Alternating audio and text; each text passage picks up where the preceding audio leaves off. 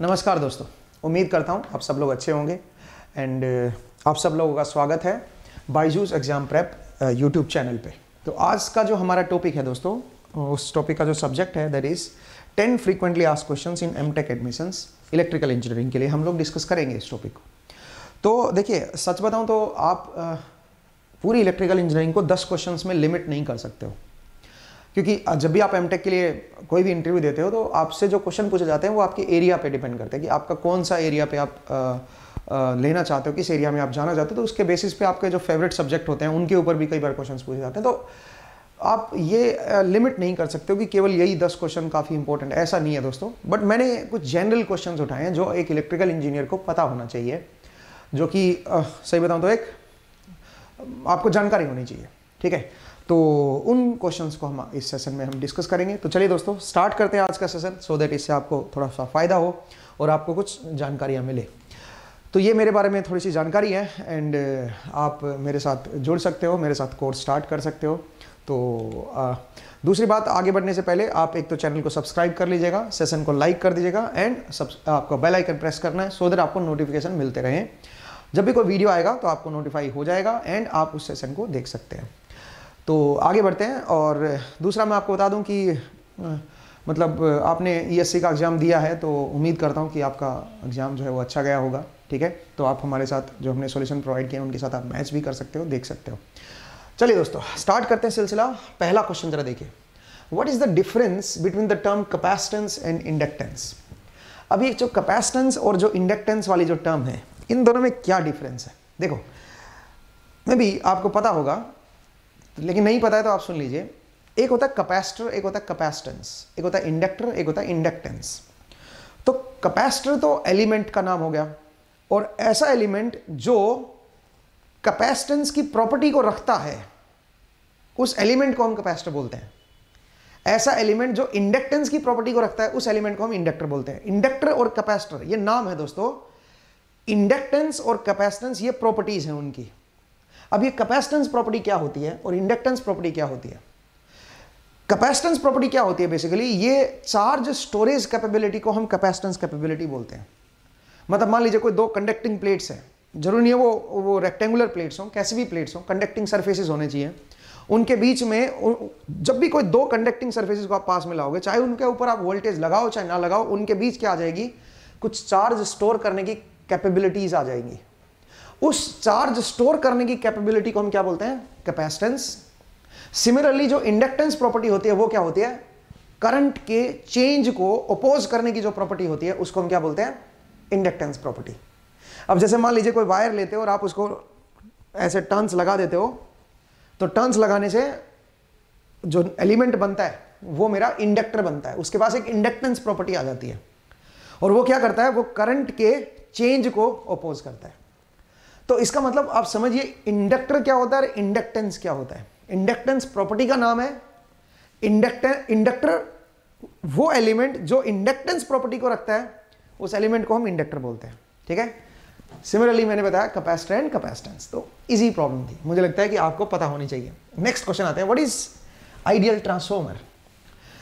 तो ideal transformer सब लोग जानते हैं, कुछ डेफिनेशंस हैं आइडियल ट्रांसफॉर्मर की, वो आपको याद भी होंगी। अगर आप इलेक्ट्रिकल इंजीनियर हो तो आइडियल ट्रांसफॉर्मर के बारे में पता होगा, बट कुछ कुछ चीज़ें ऐसी हैं जो आपको पता होनी चाहिए, जो जनरली स्टूडेंट जिसमें लैग करते हैं। जरा देखिए कैसे। आइडियल ट्रांसफॉर्मर में क्या होता है दोस्तों, जैसे मेरे पास दो वाइंडिंग है, मैं यहाँ पे एक कोर ले लेता हूँ, कोई आयरन कोर ले लेता हूँ जिसमें फ्लक्स फ्लो करेगा, और मैं इस पर वाइंडिंग लगा रहा हूँ, प्राइमरी एंड सेकेंडरी वाइंडिंग जरा इसके ऊपर कनेक्ट कर देता हूँ। तो मान लीजिए ये मेरी प्राइमरी वाइंडिंग है और दूसरी तरफ मेरी सेकेंडरी वाइंडिंग है। दूसरी तरफ मैं ब्लैक से दिखा देता हूँ, ठीक है। ये मेरी सेकेंडरी वाइंडिंग है। अब देखिए, अगर ये ट्रांसफॉर्मर मेरा आइडियल है, अगर मेरा ट्रांसफॉर्मर आइडियल है, तो मैं थोड़ा अगेन कलर थोड़ा डिफरेंट ले रहा हूँ सो दैट मैं आपको नजर आए। अगर मेरा ट्रांसफॉर्मर जो है वो आइडियल है दोस्तों, तो आइडियल ट्रांसफॉर्मर की क्या प्रॉपर्टीज होती हैं वो जरा देख लीजिए। इसका जो कोर जो होगी, कोर का जो रिलक्टेंस होगा वो जीरो होगा। रिलक्टेंस जो होगा, reluctance that will B zero. Core का रिलक्टेंस जीरो होगा इस कोर का। दूसरा, वाइंडिंग का जो रेजिस्टेंस होगा R1 R2 ये क्या है बेसिकली वाइंडिंग रेजिस्टेंस, ये भी जीरो होंगे, मतलब कोई ओमिक लॉस नहीं होगा इसमें वाइंडिंग्स में। लीकेज फ्लक्स मेरा जीरो होगा, लीकेज जो है लीकेज फ्लक्स आप बोल सकते हो, वो मेरा जीरो होगा। लीकेज फ्लक्स कौन सा होता है? जो एक वाइंडिंग से लिंक करता दूसरी से लिंक नहीं करता, लीकेज फ्लक्स मेरा जीरो होगा। कपलिंग फैक्टर जो होगा के, वो मेरा 1 बनेगा, मतलब परफेक्टली कपल होगी। परफेक्टली कपल का मतलब जितना फ्लक्स यहां से आएगा उतना ही फ्लक्स सारा का सारा इधर जाएगा, कोई लीकेज फ्लक्स नहीं है। कपलिंग फैक्टर मेरा 1 होगा। और बताता हूं एक और चीज जरा देखिए, इसमें जो सबसे इंपॉर्टेंट, ये सब लोगों को पता होती है, लेकिन एक बड़ी इंटरेस्टिंग चीज है, क्या वो जरा देखिए।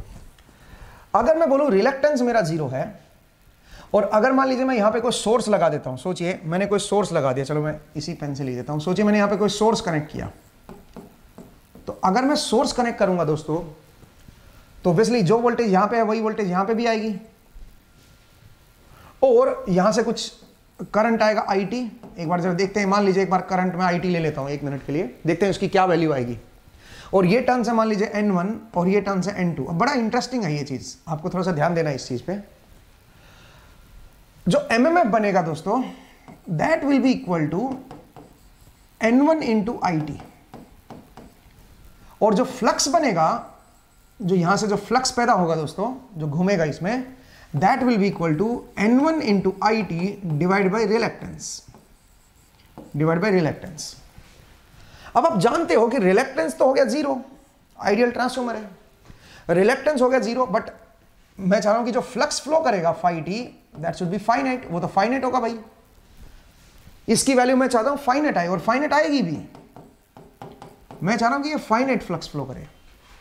अब क्योंकि रिलक्टेंस मेरा हो गया जीरो और मुझे फ्लक्स चाहिए फाइनाइट, तो ऐसा तो केवल तभी हो सकता है जब IT की वैल्यू क्या होगी? जीरो। इसका मतलब आप ये कह सकते हो कि आइडियल ट्रांसफॉर्मर में 0 एम्पियर करंट पे ही, 0 एम्पियर करंट पे ही फाइनाइट फ्लक्स पैदा हो जाएगा। अब ये सोचने में अजीब सा लगता है कि सर फाइनाइट फ्लक्स कैसे आ जाएगा 0 एम्पियर पे, तो आप ले तो सबसे पहले ये वर्ड ही अजीब सा है, आइडियल। तो आइडियल कहां से लाओगे? ठीक है, आइडियल पॉसिबल ही नहीं है। अगर आइडियल पॉसिबल नहीं है, और अगर आइडियल पॉसिबल है 1 मिनट के लिए, तो फिर तो 0 करंट पे फ्लक्स फाइनाइट वो भी पॉसिबल है। अगर आइडियल मेरा पॉसिबल है, तो मैंने क्या बोला? मैंने बोला कि फिर तो फाइनाइट फ्लक्स जो है वो 0 करंट पे ही पॉसिबल है। आइडियल इंपॉसिबल है, तो ये भी इंपॉसिबल है। तो ये चीज हमेशा याद रखिए कि आइडियल ट्रांसफॉर्मर में 0 करंट पे ही फाइनाइट फ्लक्स आ जाता है। ठीक है, आपको चाहिए नहीं कोई भी, आपको एक तरह से आप ये कह सकते हो कि आपको जो करंट है वो आपको नहीं चाहिए। ठीक है, फ्लक्स आपका अपने आप फाइनाइट हो जाएगा। दूसरी एक और बात आता हूं, आइडियल ट्रांसफॉर्मर सैचुरेट नहीं होगा। ठीक है, no saturation, no saturation. Ideal transformer में सैचुरेशन नहीं होगा, सैचुरेशन हम नहीं मानते हैं। ठीक है, अच्छा एक और बात बताता हूं, जो आप ये लिखते हो ना E1/E2, सोचिए यहां पे E1 वोल्टेज है और ये E2 वोल्टेज है। ठीक है, और यहां पे मान लीजिए मैं लोड भी लगा देता हूं। ठीक है, और यहां पे मान लीजिए मेरा करंट I1 मान लो इसको, और इस करंट को मैं I2 मान लेता हूं 1 मिनट के लिए, सोचिए। ठीक है, तो आप ये कह सकते हो जो मेरा रेशियो बनेगा E1/E2, RMS वोल्टेज का ratio, that will B N1/N2, और आप कह सकते हो RMS करंट का जो रेशियो आएगा I1/I2, या मैक्स करंट का भी लिख सकते हो आप, वो आएगा N2/N1। ये जो रेशियो जो बने हैं, ये केवल और केवल आइडियल ट्रांसफॉर्मर में ही पॉसिबल है दोस्तों, only in ideal transformer, only in ideal transformer, ideal transformer में ही पॉसिबल है। अब आप बोलोगे सर इधर जब लोड नहीं लगा था, तो जब नहीं लगा था करंट, तो लोड नहीं लगा था तो करंट नहीं आ रहा था, तो अगर इधर का करंट जीरो होगा तो इधर का करंट भी जीरो हो जाएगा अपने आप। तो हमने वही तो देखा अभी, आपने क्या देखा बताइए? आपने अभी अभी जो किया उसमें यही तो देखा, जब इधर नो लोड था तो इधर करंट जीरो ले रहा था ये, और फ्लक्स क्या ले रहा था? फाइनाइट। तो आप इस रिलेशन से भी वही बात बोल सकते हो, जब कोई लोड नहीं है तो जीरो करंट लेगा आइडियल। प्रैक्टिकल ट्रांसफॉर्मर कभी जीरो नहीं लेगा, प्रैक्टिकल ट्रांसफॉर्मर में नो लोड पे एक्साइटिंग करंट आएगा। ठीक है, याद रखिएगा। तो आइडियल ट्रांसफॉर्मर की ये कुछ अलग अलग पहचान है, इसको आप समझिए, और मुझे उम्मीद है कि आप सब लोगों को पता था ये पॉइंट। ठीक है, चलिए आगे बढ़ते हैं। What is the different criteria you should keep in mind while selecting type of wire? Basically क्या है ये पूछना चाह रहा है कि आप वायर जो सेलेक्ट करते हो, आप घरों में जैसे वायर लगाते हो, एसी पे कौन सा वायर लगेगा, हीटर पे कौन सा वायर लगेगा, बल्ब में कौन सा वायर लगेगा, उसका क्या बेसिक क्राइटेरिया होता है, ये कैसे देखते हो आप? तो देखो इसके लिए एक सिंपल सा क्राइटेरिया है, और वो क्या क्राइटेरिया है? वो है करंट। आप ये कह सकते हो करंट ही डिसाइड करेगा कि वायर जो है वो मुझे कौन सी वायर लेनी है। करंट, या फिर सिंपली अगर मैं बताऊं तो ओमिक लॉस, आप ज्यादा अच्छा वर्ड है, ohmic loss. Ohmic loss, ohmic loss जो है वायर के अंदर, वो डिसाइड करता है कि कितना मोटा मुझे वायर लेना है। जैसे कि सोचिए मेरे पास कोई लोड है, ठीक है, कोई लोड है, और मैंने क्या किया, यहां पे वायर लगा रखा है, 2 वायर लगा रखे हैं, और यहां पे मेरे पास कोई सप्लाई है। अब क्योंकि वायर जो होता है वो कंडक्टर होते हैं, तो जो वोल्टेज यहां पे होगी, सोचिए 220 वोल्ट है, तो वही 220 वोल्ट यहां पे भी आ जाएगी भाई, ठीक है, वही 220 वोल्ट यहां पे भी आएगी। अब ये जो लोड है, जब इसके अक्रॉस 220 वोल्ट होती है, तो सोचिए ये करंट डिमांड कर रहा है 15 एम्पियर का। जब इसके अक्रॉस 220 वोल्ट है तो 15 एम्पियर का करंट डिमांड कर रहा है। बट आपने जो वायर लगाया वो बहुत ही पतला लगा दिया, वायर बहुत ही थिन वायर लगा दिया। अब थिन वायर का क्या होता है दोस्तों, जो रेजिस्टेंस होगा that is rho L by A, क्योंकि क्रॉस सेक्शन एरिया जो है वो बहुत ही पतला हो गया, तो उसका जो रेजिस्टेंस है वो बढ़ जाएगा। अब अगर रेजिस्टेंस बढ़ गया और इसमें से अगर करंट आपका 15 एम्पियर आ रहे हैं, तो आपका जो पावर लॉस होगा इसके अंदर वो बहुत ज़्यादा लार्ज होगा, और बहुत ज़्यादा लार्ज होने की वजह से ये अगर मेरा लार्ज हो गया, क्योंकि आर आपका काफ़ी लार्ज है, तो पावर लॉस वायर के अंदर बहुत ज़्यादा बढ़ जाएगा, तो वायर जो है बर्न आउट हो जाएगा, उसमें आग लग जाएगी, और वो उसका जो इंसुलेशन है वो सारा खत्म हो जाएगा, उसके ऊपर जो इंसुलेशन लगा होता है वो खत्म हो जाएगा। तो इसलिए जब भी आप वायर को सेलेक्ट करते हो, टाइप ऑफ वायर आपको देखनी होती है, तो आपको लोड की डिमांड देखनी है कि करंट कितना ज़्यादा ले रहा है। जैसे कि अगर आप एसी में अगर वायर लगा रहे हो, तो कम से कम ऐसा वायर लगाओ जिसकी रेटिंग जो है वो कम से कम 10 एम्पियर 12 एम्पियर हो। मार्केट में जब भी आप वायर खरीदने जाते हो, जैसे किसी ने बोला कि 2 मीटर भाई वायर खरीद लाओ, कॉपर वायर मुझे लगाना है घर में, तो आपसे जो इलेक्ट्रीशियन होता है दुकान पे जो बैठा होता है, वो पूछता है कि आपको लोड कौन सा चलाना है। अगर तो आपको बल्ब जलाना है, जैसे कि 100 वोट का 60 वोट का बल्ब जलाना है, तो उसमें जो करंट होता है वो 0.3 एम्पियर के अराउंड होता है, तो पतला सा वायर दे देगा आपको। और आपने देखा वो रेड और ब्लैक वायर एक दूसरे के ऊपर ऐसे चिपके होते हैं, ऐसे राउंड राउंड ऐसे घूमे होते हैं, वो पतला सा दे देता है। बट वही वायर आप हीटर पे नहीं लगा सकते हो 1000 वोट के, क्योंकि 1000 वोट का जो हीटर है वो अच्छा खासा करंट खींचेगा, और पतले वायर में से अगर वो करंट फ्लो करेगा तो वो पिघल जाएगा वायर, और उनके बीच का जो इंसुलेशन है वो ब्रेक हो जाएगा, पिघल जाएगा, और वो हो सकता है शॉर्ट हो जाए वहाँ से, और आग भी पकड़ सकता है। तो ऐसे लोगों की फैक्ट्रियाँ जल जाती हैं, ठीक है। तो इसलिए इंपॉर्टेंट ये है कि आप मोटा वायर लीजिए। मोटे वायर का फायदा ये होगा, रेजिस्टेंस स्मॉल होगा, रेजिस्टेंस स्मॉल होने से हीट लॉस उसके अंदर कम होगी, हीट लॉस कम होगी तो बर्नआउट नहीं होगा, वो उस हीट को झेल सकता है। बेसिकली गर्म कोई बॉडी कब होती है, जब अंदर से जो हीट पैदा हो रही है उसके पैदा होने की रेट ज़्यादा है उसके हीट को बाहर निकलने की रेट से, तब वो चीज़ गर्म होती चली जाएगी। लेकिन अगर सरफेस एरिया थोड़ा ज़्यादा है, उसका मोटा वायर है, तो आप ये कह सकते हो कि उस केस में जो हीट निकल रही है अंदर से वो स्प्रेड भी हो रही है फिर बाहर, तो वो गर्म नहीं होता है फिर, ठीक है, वो बर्न आउट नहीं होता है। तो सिंपल ये फंडा है इसमें, आप थोड़ा सा ध्यान रखिएगा इस पॉइंट को, ये अच्छा पॉइंट था। नेक्स्ट आते हैं, what is the difference between alternator and generator. ये भी एक अच्छा क्वेश्चन है दोस्तों कि ऑल्टरनेटर और जनरेटर में क्या डिफरेंस है। अब अगर मैं बताऊं आपको, देखो ऑल्टरनेटर जो होता है वो आपका केवल एसी, मैं 1-2 डिफरेंस बता रहा हूं, ज्यादा नहीं बता रहा हूं, बाकी आप काफी सारे डिफरेंस है वो आप गूगल कर सकते हो। ऑल्टरनेटर केवल एसी बनाएगा, जनरेटर जो है वो एसी एंड डीसी दोनों बना देगा। एसी एंड डीसी दोनों के लिए काम होता है। जैसे डायनेमो आप बोल सकते हो, जैसे आप कम्यूटेटर जिस पे लगा होता है, ठीक है, जैसे आप पुरानी साइकिल चलाते थे तो उसमें एक आगे ना एक पुराने टाइम पे एक डायनेमो लग जाता था, उससे क्या होता था, बल्ब जलता था रात को, तो उसमें क्या होता था, जब स्पीड बढ़ाते थे तो वो तेज हो जाता था, स्पीड कम कर देते थे कम हो जाता था, तो काइंड ऑफ डायनेमो था वो। तो ऑल्टरनेटर सिर्फ एसी पैदा करता है और ये एसी डीसी दोनों पैदा करता है, ठीक है। अब बात करते हैं कि ऑल्टरनेटर में आप पावर डिमांड के हिसाब से जाती है, लेकिन इसमें पावर डिमांड के हिसाब से नहीं जाती है, ठीक है। मतलब आप ये समझ लो कि इसमें आप जनरेट कर रहे हो, आप ये समझिए, इसमें आप इंड्यूस कर रहे हो, ठीक है, दोनों में फर्क है। तो आपको मैंने थोड़ा बेसिक डिफरेंस बताया, बाकी आप खुद थोड़ा सा इसके ऊपर सर्च कीजिए, ये बड़ा अच्छा पॉइंट है। आपने सुना होगा इंडक्शन जनरेटर, उसको जनरेटर बोलते हैं, डीसी जनरेटर, डीसी ऑल्टरनेटर नहीं बोलते, उसमें जनरेटर बोलते हैं, ठीक है। लेकिन सिंक्रोनस ऑल्टरनेटर बोलते हैं, ठीक है, सिंक्रोनस ऑल्टरनेटर, ठीक है। तो ध्यान दीजिएगा, तो ये आप जरा सर्च कीजिए इसके बारे में, मैंने तो 2-4 बेसिक डिफरेंस आपको थोड़ा सा बता दिया, ठीक है। नेक्स्ट आते हैं, what is the function of commutator in DC machine. Commutator का क्या फंक्शन है डीसी मशीन में? देखिए, कम्यूटेटर जो है वो 2 काम करता है। पहला काम क्या है, वो मैकेनिकल रेक्टिफायर होता है, मैकेनिकल रेक्टिफायर। अब आप बोलोगे सर मैकेनिकल रेक्टिफायर कैसे है, बताता हूं। दूसरा, एमएमएफ को स्टेशनरी रखता है, एमएमएफ को स्टेशनरी रखता है दोस्तों। अब आप बोलोगे एमएमएफ को स्टेशनरी क्यों रखना हमें? देखिए, अगर कोई डीसी मशीन लेते हो तो डीसी मशीन में सोचिए ये मेरा स्टेटर है जिसमें परमानेंट मैग्नेट बनी हुई है, एक तरफ नॉर्थ है एक तरफ साउथ है, क्योंकि हम डीसी से देते हैं, सप्लाई देते हैं, तो डीसी सप्लाई से पोल जो बनते हैं वो परमानेंट बनते हैं, नॉर्थ साउथ। इसका मतलब जो स्टेटर फ्लक्स है वो मेरा स्टेशनरी है। अब सुनो, कोई भी रोटेटिंग मशीन होगी ना, चाहे वो मोटर हो, चाहे वो जनरेटर हो, चाहे वो ऑल्टरनेटर हो, कैसी भी मशीन हो, हर मशीन में क्या होता है दोस्तों, जो रिलेटिव स्पीड होती है स्टेटर फ्लक्स की और रोटर फ्लक्स की, दैट मस्ट बी 0। इसका मतलब अगर स्टेटर फ्लक्स अगर स्टेशनरी है तो रोटर फ्लक्स भी स्टेशनरी होना चाहिए।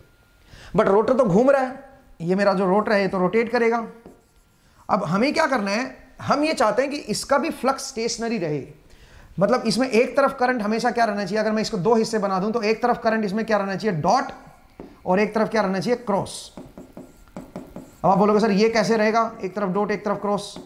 जब ये घूमेगा तो क्रॉस इधर आ जाएगा, नहीं, जब ये यहां से घूम के इधर आएगा तो कम्यूटेटर क्या करेगा, इसके क्रॉस वाली साइड को करंट जो अभी यहां पे अंदर जाना था उस करंट को अपने आप बाहर बना देगा। ये कम्यूटेटर का काम है। इससे क्या फायदा होगा, इससे इसका जो फ्लक्स है इस रोटर का, वो फ्लक्स भी स्टेशनरी हो जाएगा, वो हमेशा ऊपर रहेगा। मतलब ये जो कंडक्टर जब घूम के इधर आएगा, जब सोचिए इधर घूम रहा है रोटर, तो जैसे ही घूम के इधर आएगा वो करंट जो क्रॉस है उससे क्या बन जाएगा, अपने आप डॉट बन जाएगा। तो इसका जो फ्लक्स आएगा वो हमेशा क्या रहेगा, ऊपर रहेगा, ठीक है, फाई फ्लक्स रोटर आप ये बोल सकते हो। तो इसका मतलब स्टेशनरी हो जाएगा, स्टेटर का स्टेशनरी हो तो रोटर का भी स्टेशनरी, रिलेटिव स्पीड 0 आएगी। तो सबसे पहला काम तो ये है, और ये हर मशीन की रिक्वायरमेंट है। अगर रोटेटिंग फ्लक्स होता स्टेटर का तो रोटर का भी फिर रोटेटिंग फ्लक्स बनेगा और उसी स्पीड से रोटेट करेगा जिस स्पीड से स्टेटर फ्लक्स रोटेट कर रहा है। तो रिलेटिव स्पीड 0 होनी चाहिए। तो डीसी मशीन में क्या होता है, क्योंकि स्टेटर फ्लक्स स्टेशनरी होता है तो रोटर फ्लक्स भी स्टेशनरी होना चाहिए, और वो कौन रखता है, वो आपका रखता है कम्यूटेटर। दूसरा है मैकेनिकल रेक्टिफायर। मैकेनिकल रेक्टिफायर क्या होता है, जैसे कि सोचिए डीसी मोटर है, तो डीसी मोटर में बाहर से तो आप डीसी सप्लाई देते हो, बट जो उसका रोटर होता है जिसको हम आर्मेचर बोलते हैं, उसके अंदर सप्लाई एसी बन जाती है। वो एसी बन रही है ना, करंट देखो क्रॉस है, फिर डॉट है, फिर डॉट यहां तक डॉट रहेगा, फिर वापस घूम के जब इधर आएगा क्रॉस हो जाएगा। तो इसका मतलब करंट क्या कर रहा है, पॉजिटिव नेगेटिव हो रहा है, किस तरफ है उस पर डिपेंड करेगा वो।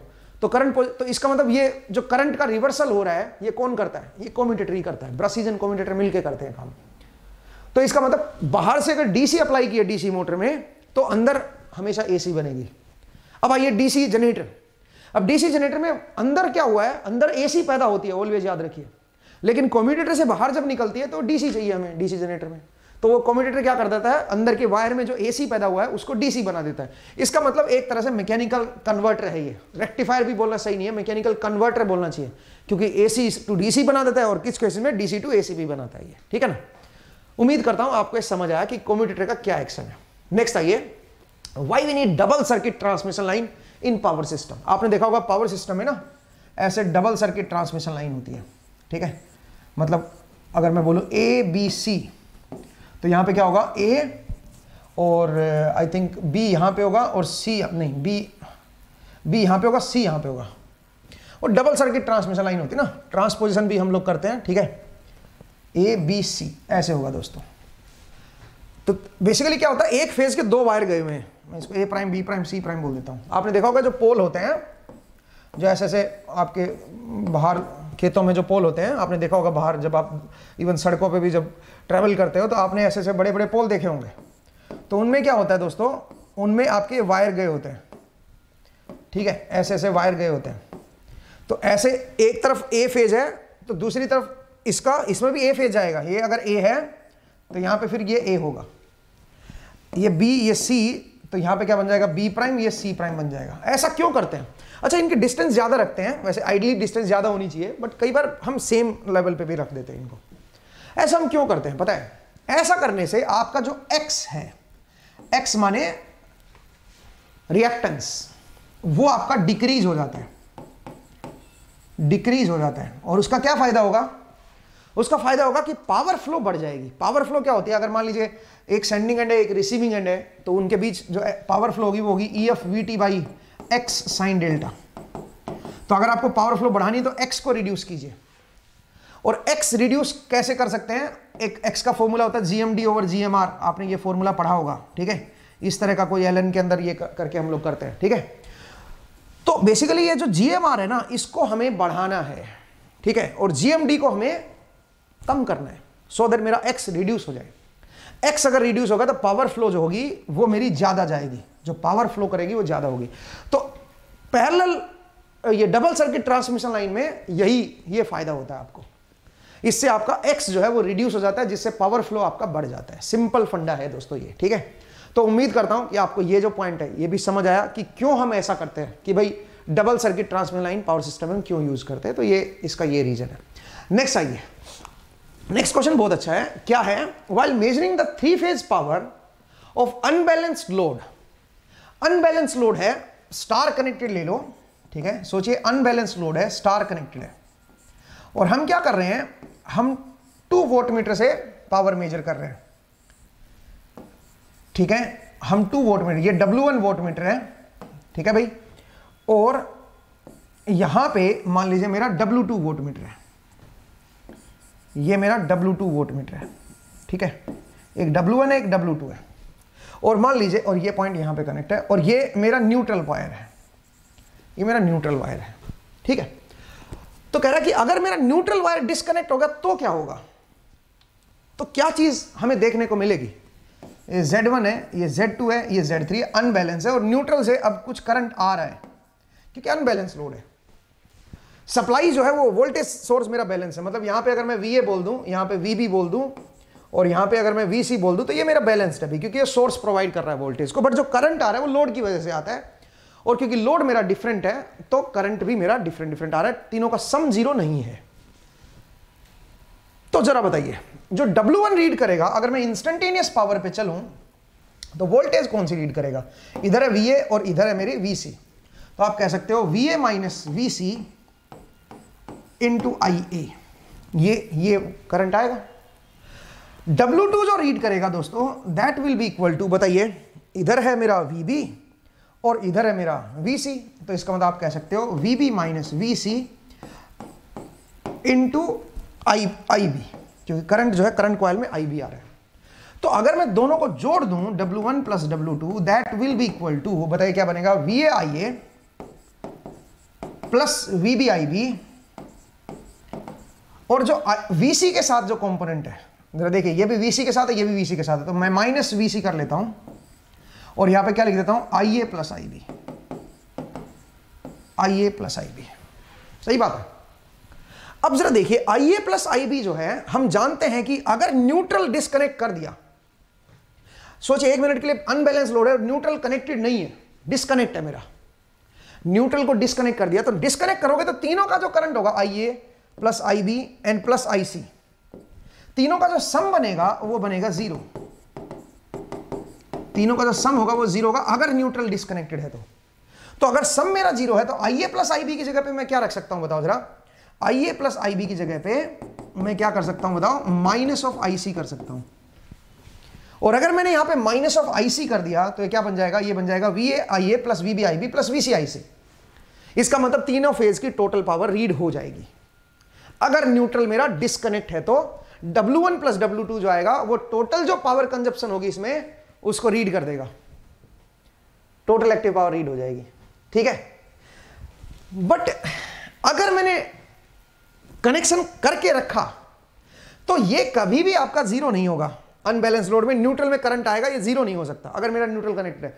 और अगर ये 0 नहीं हो सकता तो W1 प्लस W2 जो है वो तीनों फेज की टोटल एक्टिव पावर को रीड नहीं करेगा, तीनों फेज की एक्टिव पावर जो है वो रीड नहीं होगी।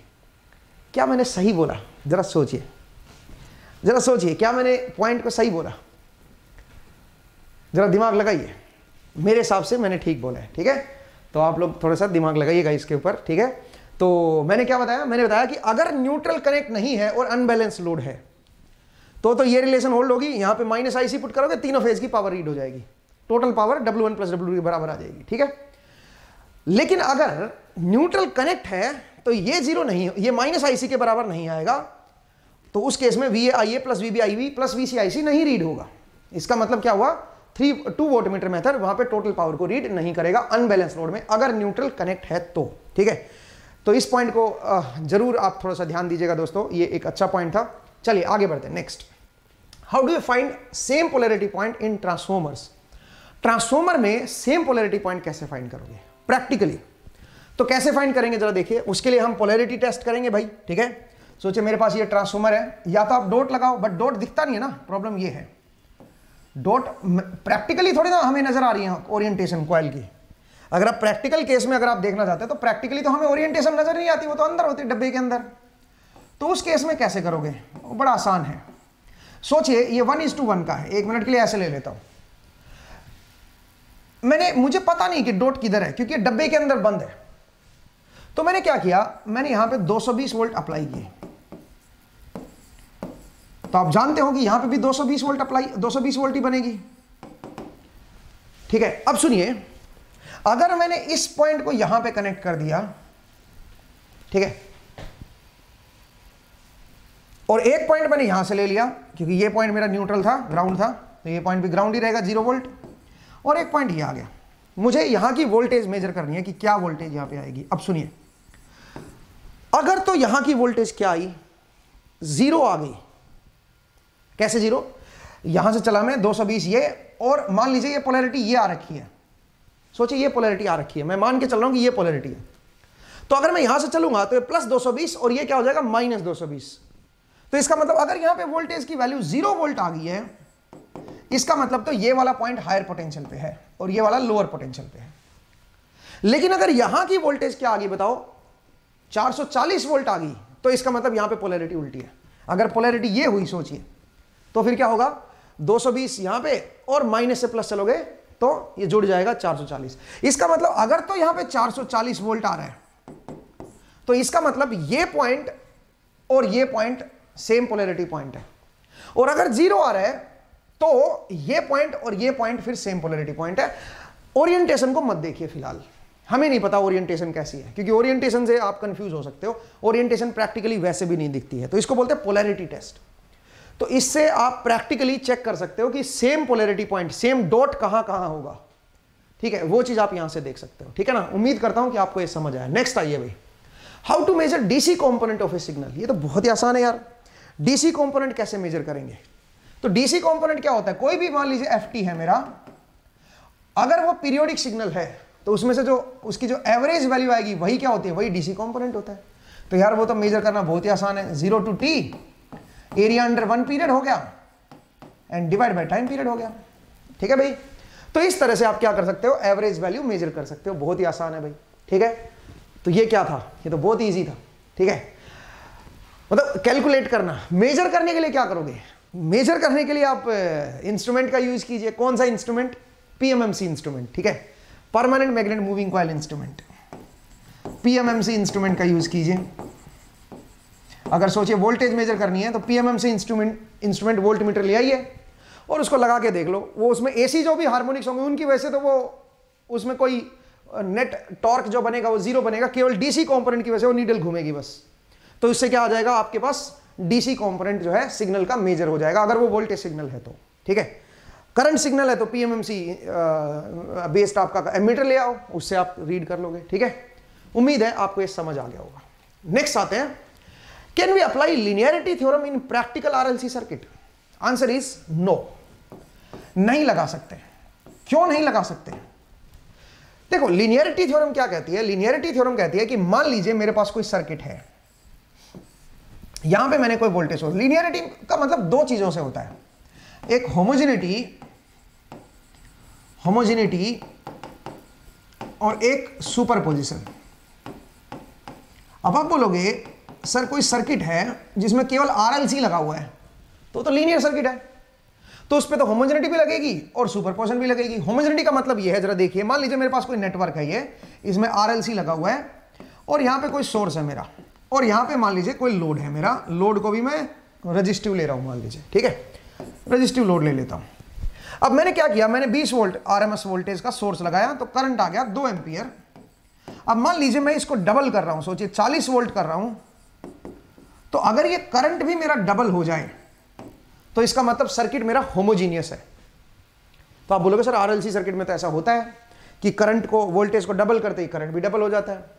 अच्छा, सुपरपोजिशन क्या कहती है कि मान लीजिए मेरा कोई लीनियर सर्किट है, मतलब आरएलसी सर्किट होगा तो लीनियर ही मानते हैं उसको।